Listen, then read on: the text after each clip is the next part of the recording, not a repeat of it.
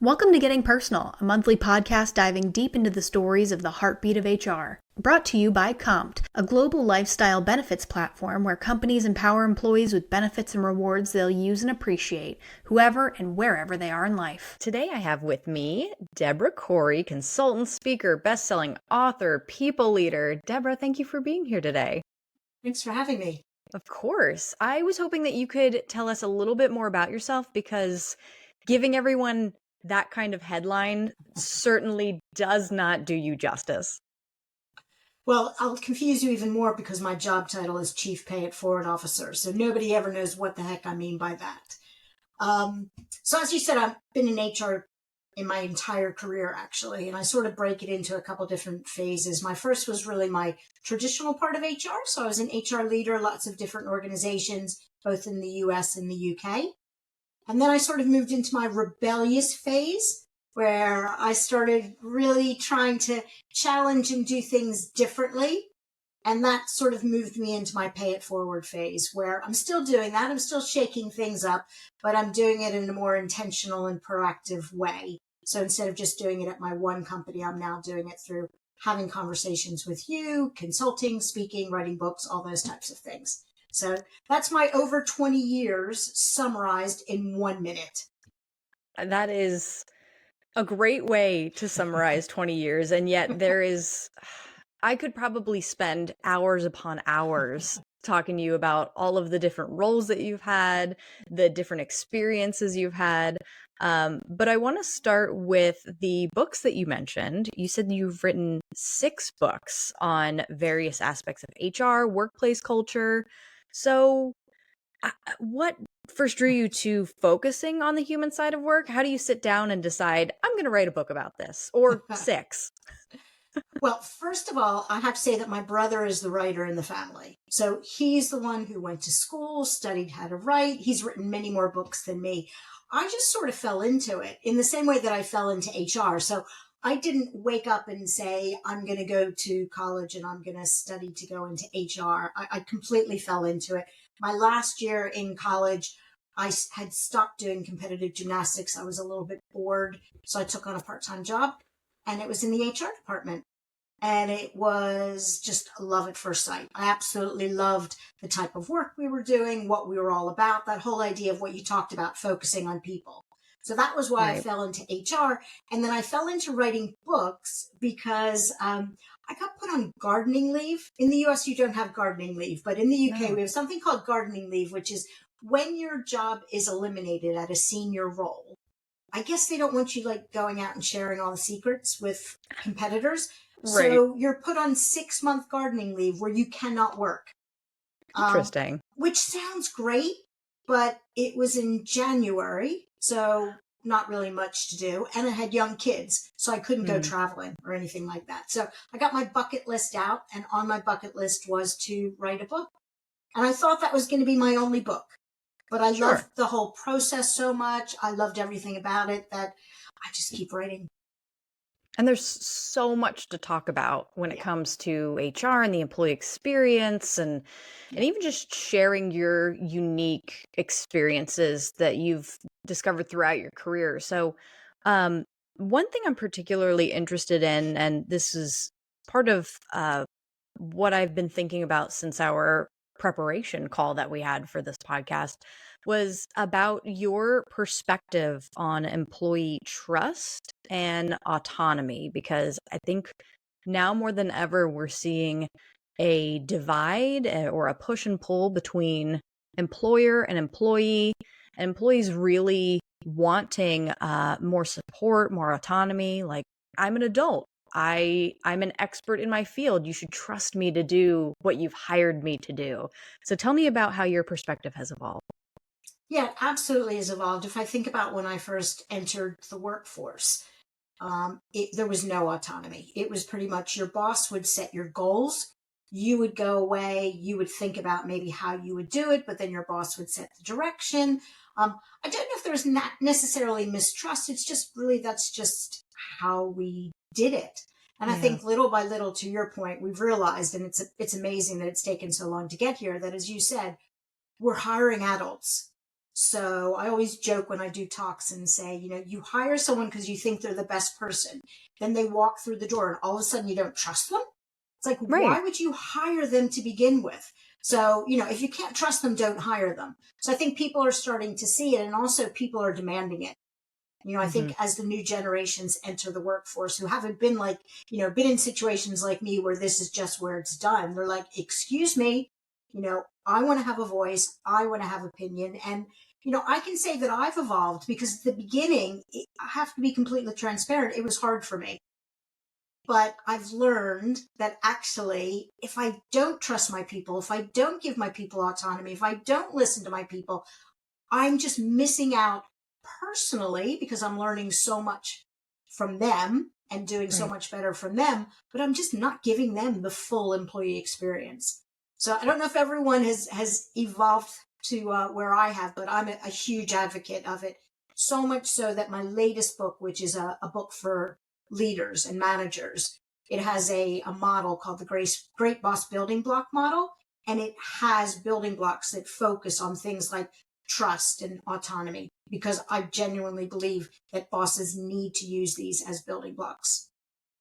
You said that it was hard for you. What about it was hard? Was it just where you sat from a leadership position? Was it some of your colleagues in the C-suite? What was going on at that time? It's interesting, and I'm sure we all have these moments in our life that we just keep bringing back in our memory. And I can remember like it was yesterday. Gosh, it was probably 15, 20 years ago, where I had a boss once where I was designing benefit programs or something. And I said to them, I want to go out and I want to do some focus groups. I want to go talk to other leaders in the company and I want to get their thoughts. And he just looked at me and he said, that's what I pay you to do.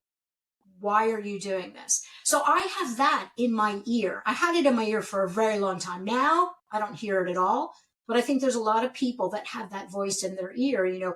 We hired you in this big job. You have to have all the answers. You need to manage in a certain way. And I think we need to just flick that voice away. I certainly do. I think that's interesting because it reminds me of a conversation that I actually had recently where there is this, I don't know, phenomenon, I guess, that's happening with employees where, and I'm totally guilty of this, where I assumed that HR had all of the answers. Like these are the people who know.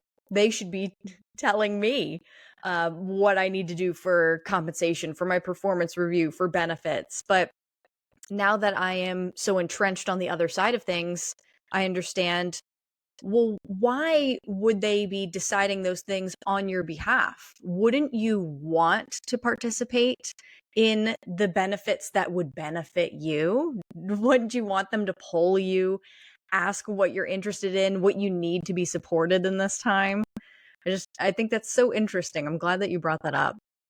Well, yeah, I mean, and again, another conversation with another boss way back when. It's like you're the expert on benefits or whatever area. What are your employees going to know that you don't know? So if you do a focus group with them, what are they going to tell you?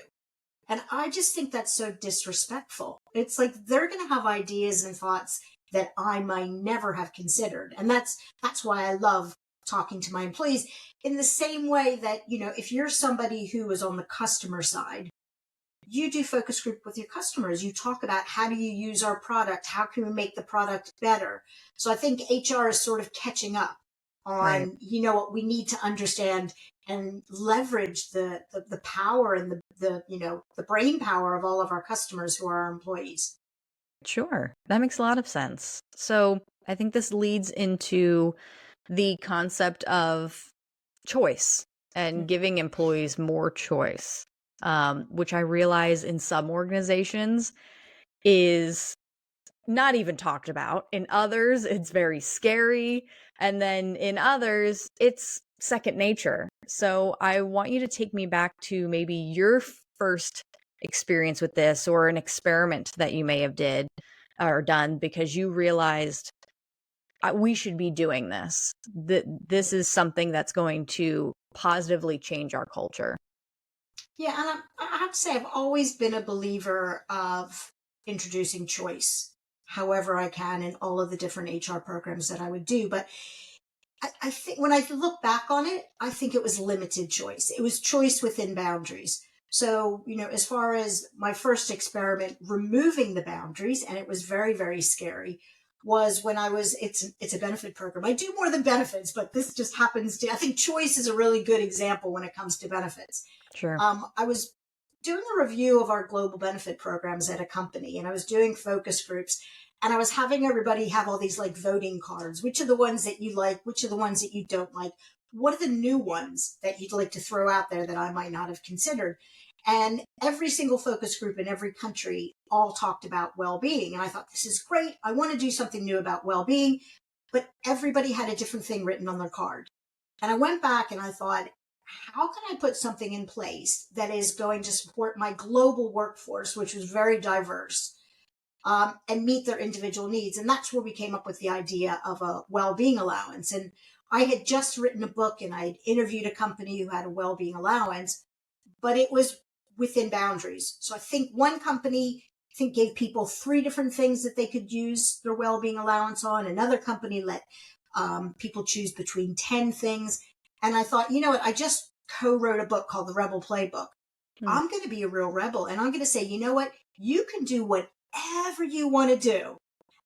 And I was scared, I have to admit. So I did sort of have a get out of jail free card in that I said that it needs to come through me to approve. I didn't really approve it. I was just being nosy, to approve. And I saw, you know what? Everything everybody was doing. Most of them I would have said yes to. I would have thought of those. But there was a good, like a third that I never would have thought of. And I was so glad that we went with this complete flexibility. I only said no to one thing because I think somebody wanted a refrigerator. And I pushed it back to them. I didn't say no. I said, if you were me and you were approving well-being allowances, how would you defend this? And they're like, you know what, maybe I shouldn't. I'll change it. I think they changed it to like a food box or something like that still did the same thing because they wanted to eat healthy food. Sure. But it wasn't a refrigerator. So how did that impact, I guess, what it looked like moving forward then? It seems like an experiment that went really well. So was this something that you were able to scale, or I want to hear more about the impact, or I guess the buy-in that you ended up getting from the rest of the team once they saw like, oh, this does actually work. Yeah, I mean, luckily I was part of a leadership team where we were all very rebellious. It was an HR technology company. So That makes sense. it was a company that understood the importance of engagement and the importance of giving people choice and such. So it wasn't difficult, but what I had to convince them was that I would do a really good job of explaining it and supporting people and making sure in each country that it was legal to do. So some of the common hurdles that people might have had concerns about, I would continue to manage it, to monitor it, to show them reports. And it's interesting, just last week, I'm not at the company anymore, but last week I saw someone who is still at the company and they posted about how they used their well-being allowance to take a food intolerance test and that it completely changed their life. They said that they found out that some of the foods that they were eating was causing them to be tired all the time and to have aches and pains. And I thought, you know what? This is exactly why we put this in, because I never would have thought of a food intolerance test as a way to use a well-being allowance. So I'm pleased that it's still going strong. That's amazing. I love to hear that. That goes to show the impact that can happen in a company long after you've left, just by listening to people and putting something in place that is scalable and supports them in whatever unique journey that they're on, especially as it relates to well-being. 'Cause we know that's such a huge topic right now, and I think always will be. Yeah. That's one of the things I love about HR is, when days get tough and it's challenging, I just remind myself of the difference that I've made to people's lives.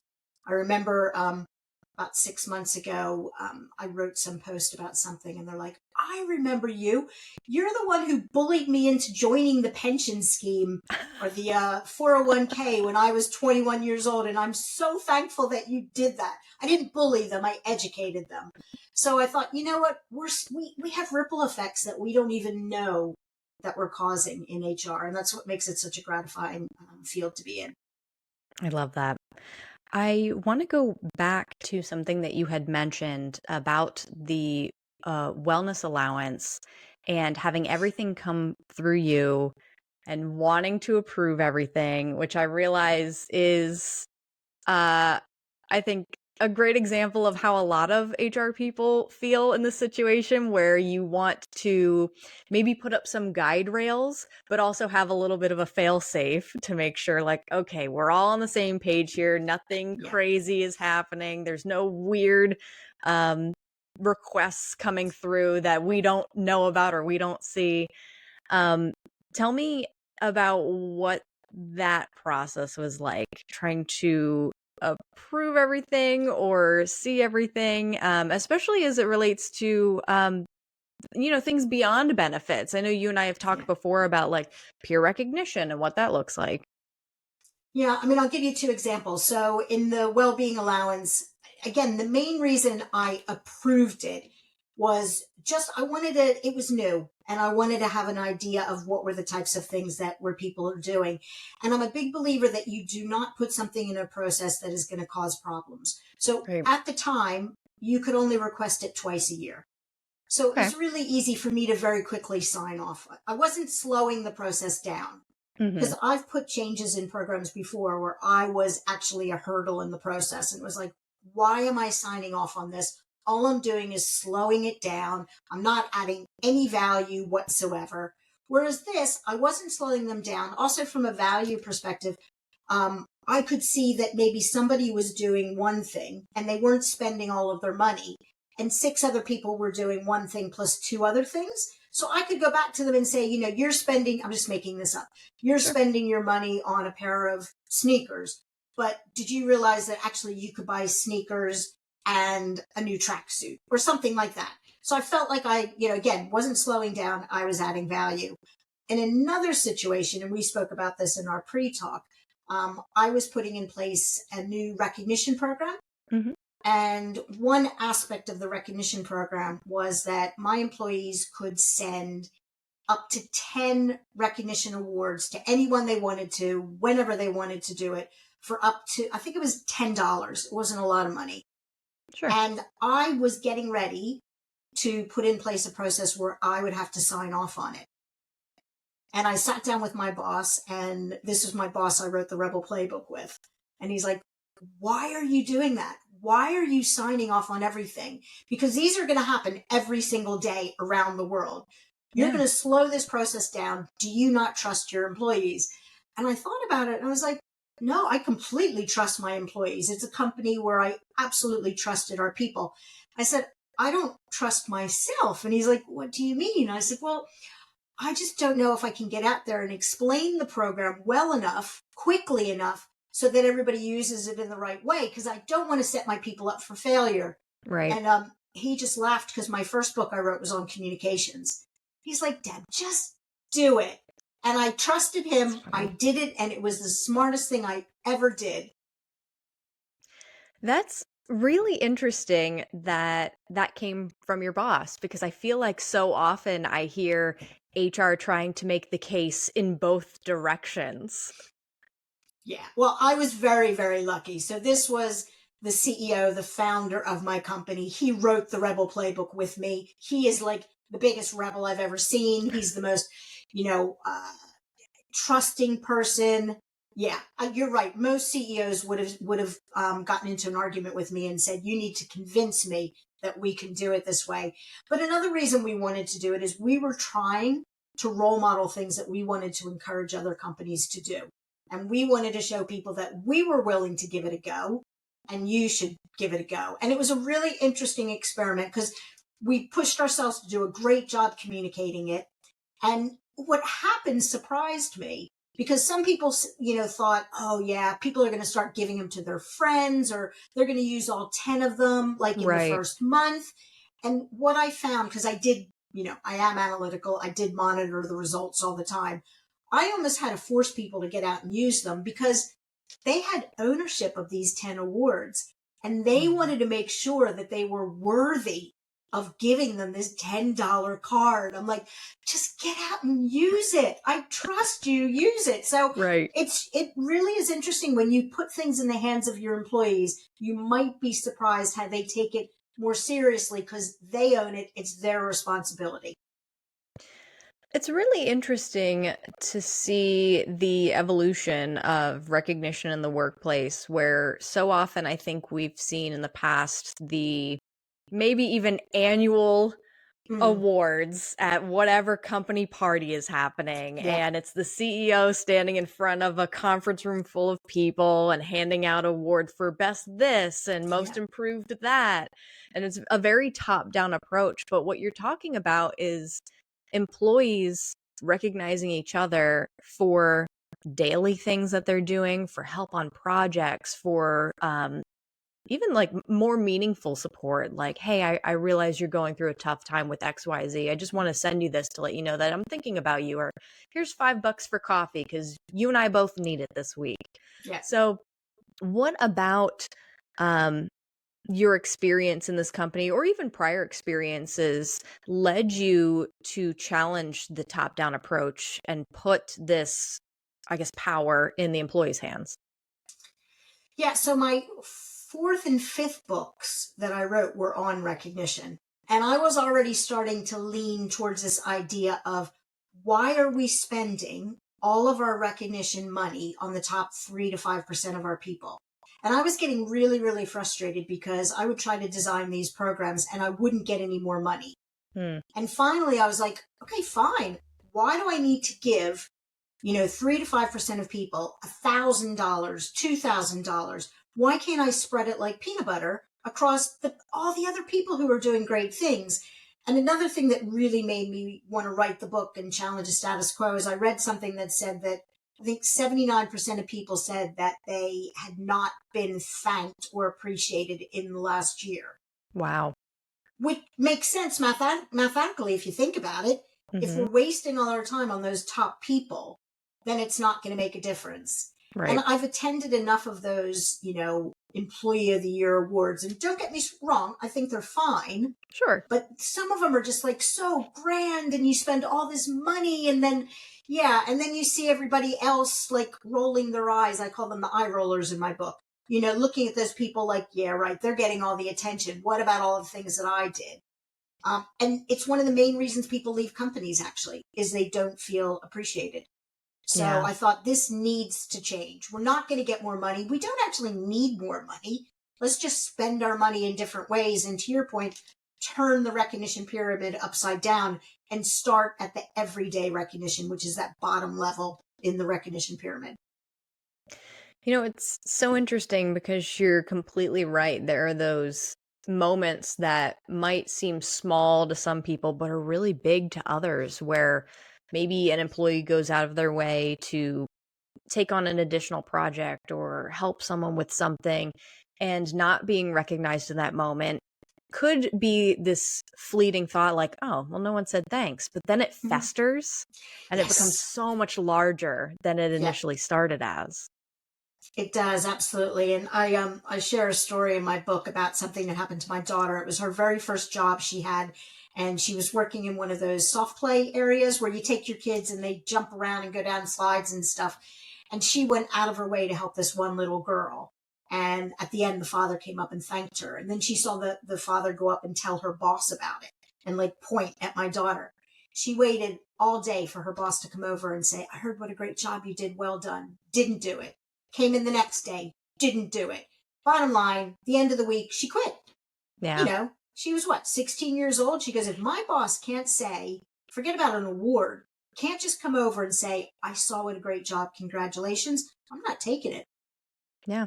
It's something that sticks with you forever. You telling me that story reminded me of that time that in college, I worked at a shoe store, and my manager gave me so many responsibilities. I was opening and closing, and I was going to the mailbox, and I was doing timesheets. And then someone else came in and started, and she gave them the assistant manager position. And I thought, well, then what am I doing? What Yeah. are all of these tasks that are meant to go to an assistant manager, but you're not giving me that responsibility? And a couple days later, I quit, and she was shocked that I quit, which made me more annoyed. But here I am 10 Yep. something years later, and I will never forget it. Absolutely. And that's the informal side of recognition. Because I always tell people, in HR, we create all these great formal recognition programs, but then there's all the informal things that you can do, how you develop your people, how you promote your people, all of those types of things, which cost nothing to do. So, yeah, that is amazing that you still remember it, though. It's so funny how Yeah.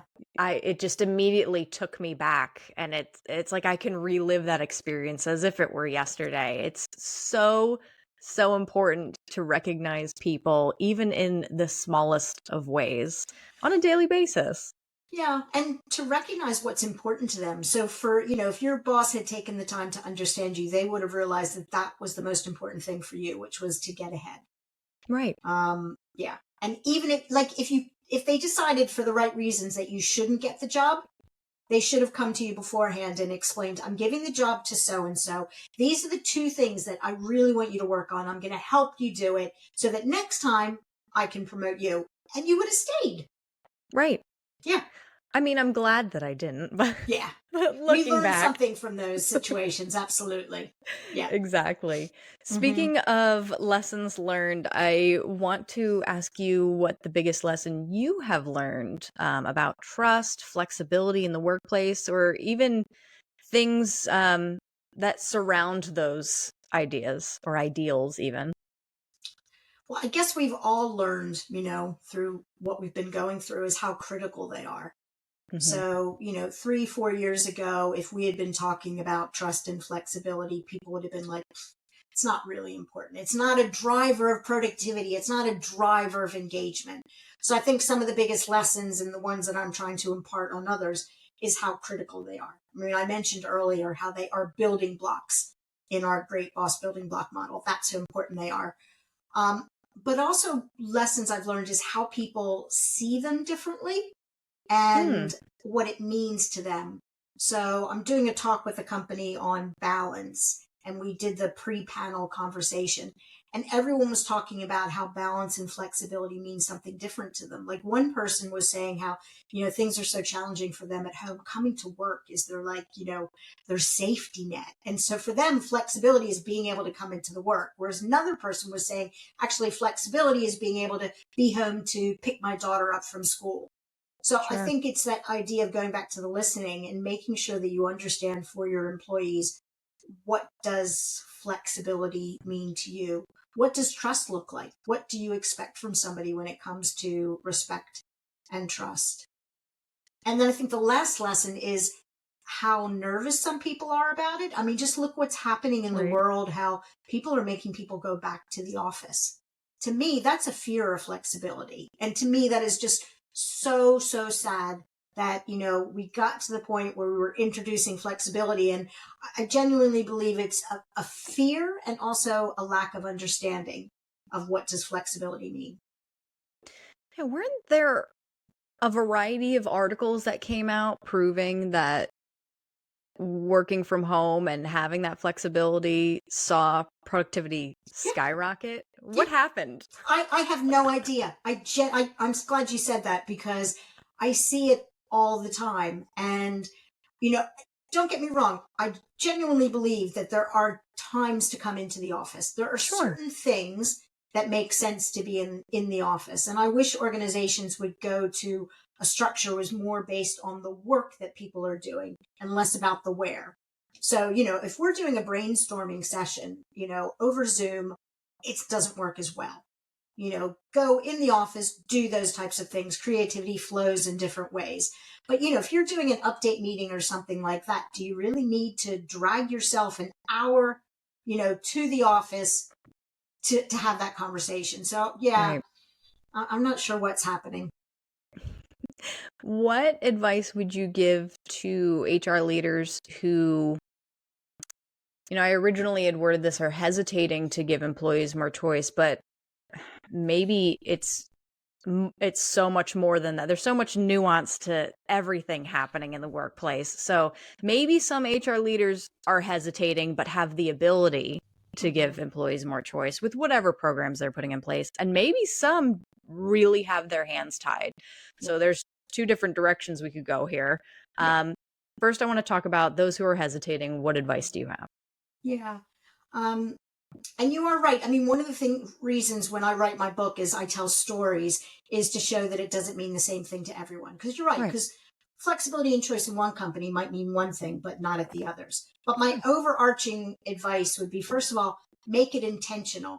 Mm-hmm. So in our HR strategy, one of our principles was flexibility and choice. That was intentional. So anytime we had to reevaluate an HR program, put a new HR program in place, we had that as a principle. So make it intentional. Go back to the why and think about why you're doing something. So, my well-being allowance. I was putting in a well-being allowance to support my people's well-being, no matter who they were, where they lived, what they needed.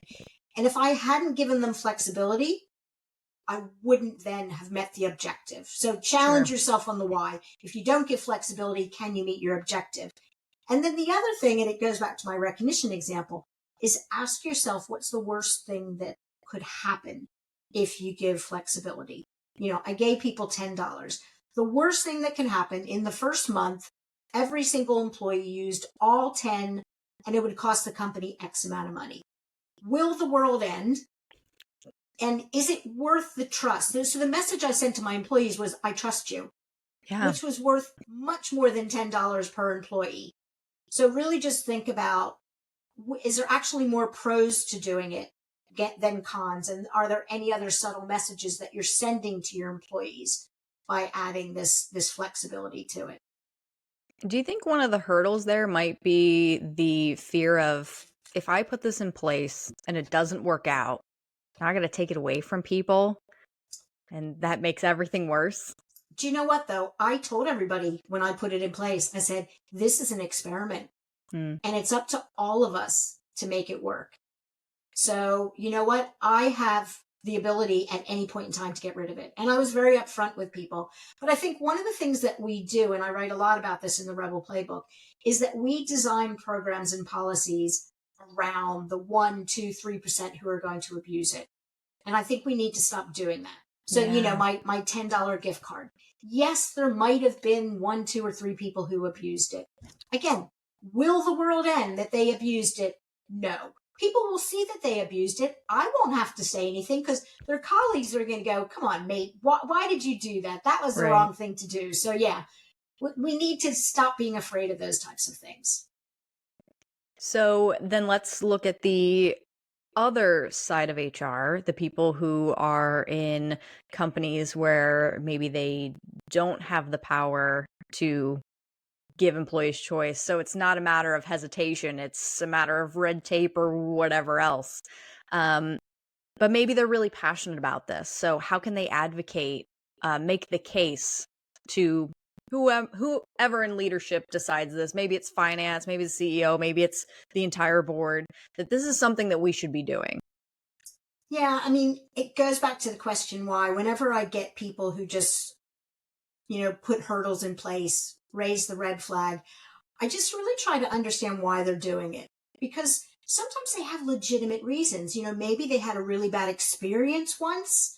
Maybe they don't understand it. So often if you just sit down and have that really honest conversation and explain to them or ask them, what is it that is making you think that it's the wrong thing to do? And then once you understand that, then you can go back to them with ammunition. You think that it's not going to work because X% of people are going to abuse it. Well, I've got examples from 3 other companies where they did something very similar and it didn't happen. So they've got valid reasons. I think that's the first thing, is respect the reasons. Yeah. And then try to convince them, because we all have different perspectives. Sure. I used to think that you go into battle. It's not a battle at all. You're standing side by side that person, You just need to be able to show them your perspective, your view, and then bring them along with you. I love that. That is absolutely something that I think we talk about a lot or frame it as a battle a lot, but that is in itself a slippery slope because it's not us against everybody else in the workplace or all of us against each other. If we want to make the workplace more human, if we want the future of work to be more supportive for everyone, don't we need to start by supporting one another and not battling each other? Absolutely. And I learned a really important lesson. The very first time I sat on a leadership team, my boss told me never go into a board meeting alone. So I know it's going to take more time, but go to your peers and your colleagues and tell them your story, tell them what you want. And then when you propose it at the board meeting, you now have allies. And I can remember the first time I did that, I wanted to put in place this pretty complicated program, but it was going to save the company money. And I've been in other companies before and really had a lot of people who were challenging me on it. And I went in with my allies. I got on the first slide and about 3 of the senior vice presidents jumped in and said, best idea I ever heard. Let's do it. And the CEO was like, I don't need to see anymore. Let's do it. I'm like, I want to show you the other 30 slides. He's no, just do it. So it's a really important lesson for me. I love that because it's like, well, great. I'm so glad that everyone is bought in, but I put all this effort together. At least sit here for the presentation. Exactly. They're like, quick, run out, leave quick before they change their mind. That's so funny. Before we go, Debra, I want to have you look back at how you've seen the evolution of flexibility in the workplace, and then tell me what that looks like. And then also your thoughts for how you see the future of flexibility and trust and autonomy and all of the things that we've talked about evolving. Yeah, and we've talked a little bit about this already, so it's more just bringing it all together. I think that we were taking baby steps with flexibility. Like, I remember the first time we'd introduce flexibility and we'd say, you can choose between this benefit or this benefit. But that was flexibility back then. Before it was like, you only had this one. So I do think that we've been taking baby steps and people are getting more and more comfortable with it. What's helped is technology, because a lot of the resistance in the past was we would have to manage these things manually. And I've worked for really big companies, like 100,000 employees. Wow. So managing it on a spreadsheet doesn't work. So I think technology has really, really helped us do that. So I think flexibility is good. I think we went a bit crazy with flexibility and we put things in that didn't really matter. So I think, being intentional about flexibility based off of what your people want, and not just like what you're seeing at other companies. And I'll give you a perfect example. In the UK, there's a company called Brewdog, and they put in something called a paternity leave, PAW. So dogs could, you could take time off to, take care of your dog. And my employees came in and they're like, oh, we have to do that. We have to do it. We heard all about it. We have to do it. And, in talking to my employees, I found out that we weren't just a dog company. We had people who had cats, we had hamsters, we had this, we had that. So instead of putting in paternity, we just created a bit more flexibility in our time off policy so that people could do it. So I think it's more intentional and strategic flexibility, not just gut reaction.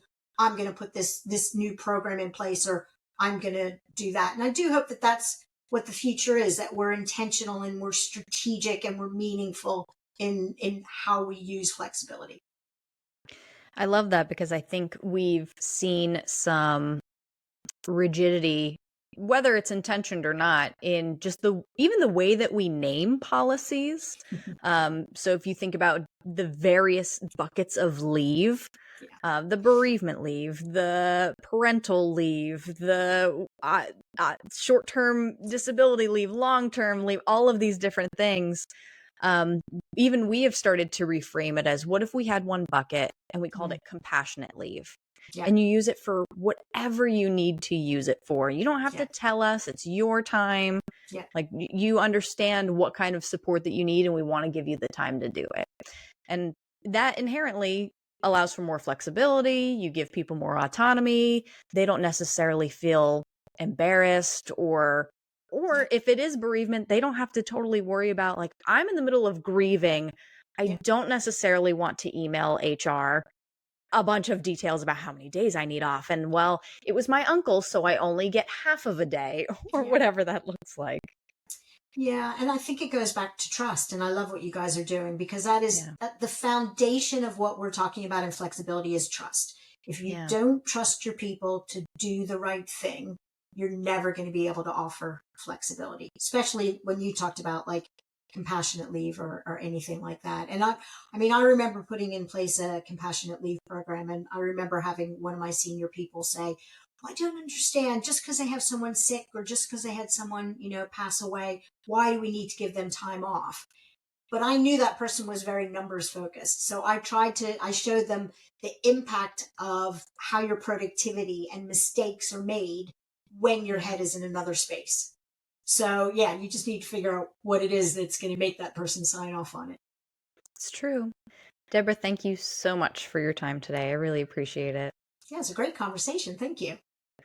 And before I let you run off, I want to plug your books, because I think people need to read them. Is another one coming? Like, what is happening? I feel like 6 is a good number, but we could maybe go for 7 to 10, right?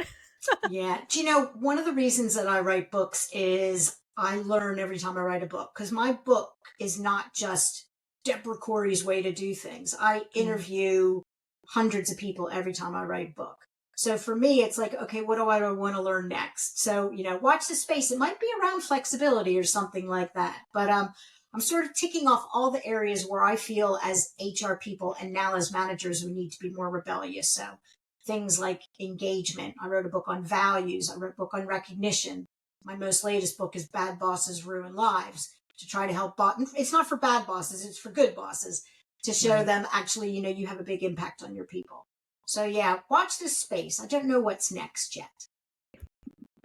I'm sure that you will have something to say, because there's always something to say about the workplace, HR, the employee experience as we know it. Thanks again, Debra.